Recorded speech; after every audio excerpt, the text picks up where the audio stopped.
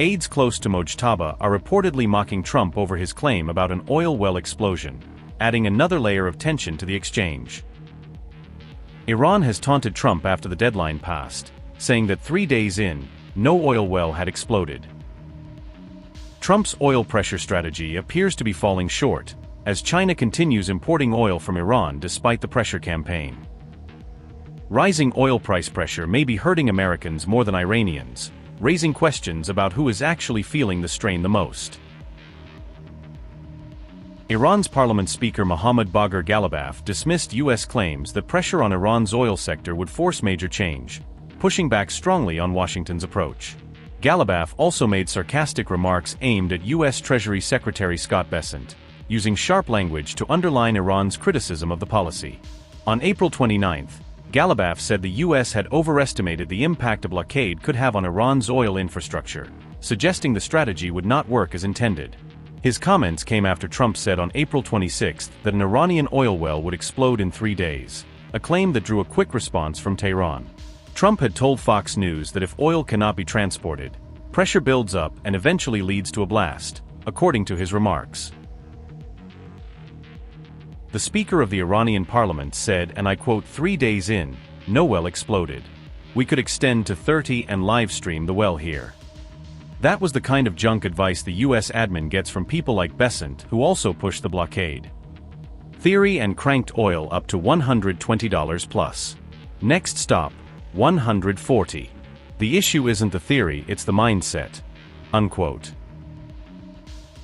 Trump imposed a blockade on all Iranian ports in the Strait of Hormuz on April 13, escalating pressure in the region and raising fresh concerns over access to the vital waterway.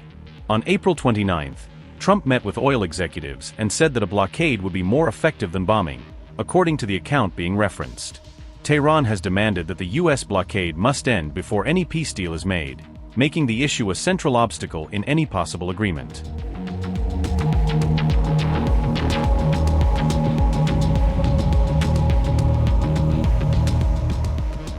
China's independent refiners are reportedly continuing to buy Iranian crude despite the threat of sanctions, according to a report.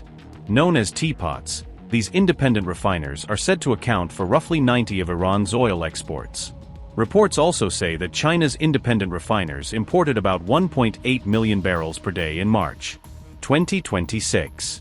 Notably, these refiners are continuing imports even as renewed U.S. pressure tries to curb the flow of Iranian oil. According to Reuters via Iran International, purchases slowed somewhat because weaker domestic refining margins made some transactions less attractive. The U.S. has warned that it may sanction buyers of Iranian oil, and one major Chinese refinery has already been targeted.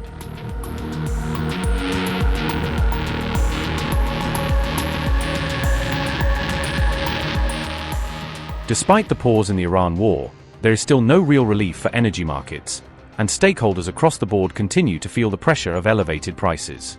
Oil prices rose on April 29 after Trump warned that the Hormuz blockade could continue for months, adding fresh uncertainty to an already volatile market.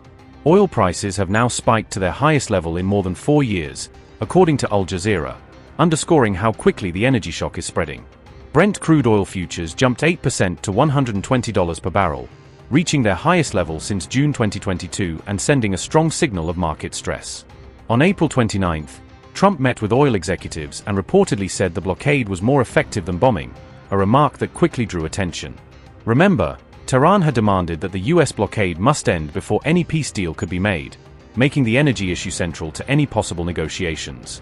At the meeting with oil executives, Trump also raised efforts to alleviate global oil price pain, signaling concern over the wider economic fallout. Trump additionally discussed ways to minimize the impact of the blockade on American consumers, as pressure grows on households facing higher fuel and shipping costs.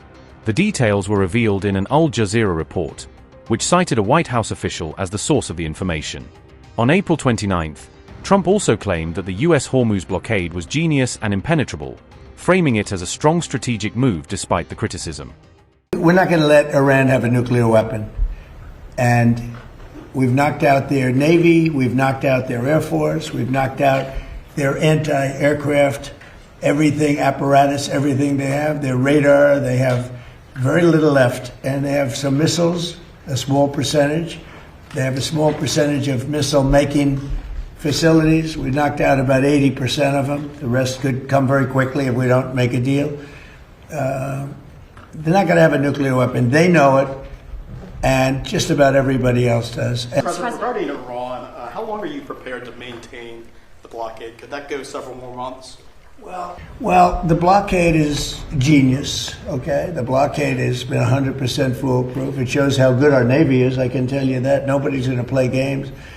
We have the greatest military in the world, and I built much of it during my first term, and we've been building it since. And the greatest anywhere in the world, nobody even close. And you see that, whether it's Venezuela, and they have a good military in Venezuela, but it was over in one day. It was actually over in about 48 minutes.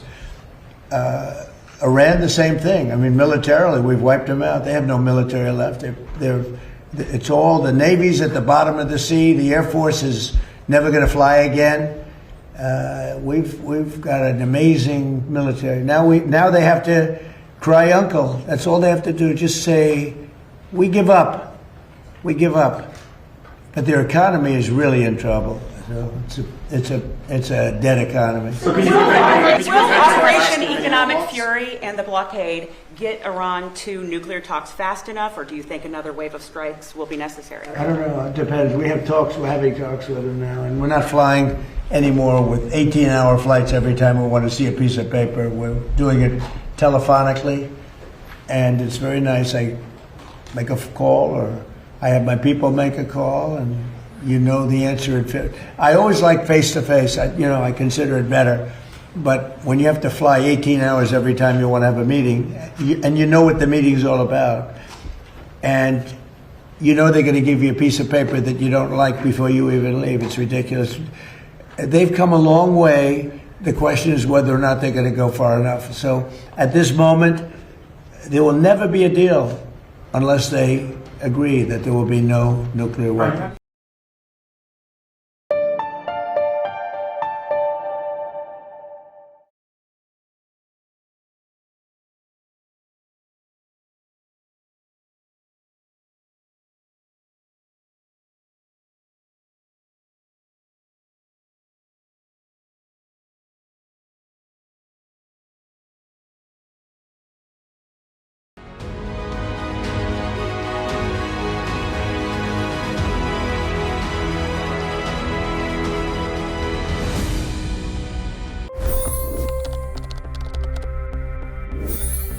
$25 crore गरीब गरीबी को परास्त करके बाहर निकले। For the good of our nation, let's work together and let's truly make America great again. The fastest news breaks. Requested PM saying that we will have to speak to Putin and to Zelensky. The biggest newsmakers. The relationship with India is probably the most important bilateral relationship the U.S. will have for the rest of this century. The capital delivered quite an election result today. Expert analysis. The million-dollar question today is how to stop this dance of death. Ground reports. I'm standing at the crossroad of the Kumbh Mela. Behind me are more than 100 entry ghats. Long-form interviews. Exclusionary politics is reflected in Manipur case as well. You don't bother because this is a small state. Deep dive into burning issues. It's often said DRC could be the richest country in the whole world. It's because of what sits underneath. Why exactly did the US topple the Sheikh Hasina government? HD videos. We don't just break news, we break it down.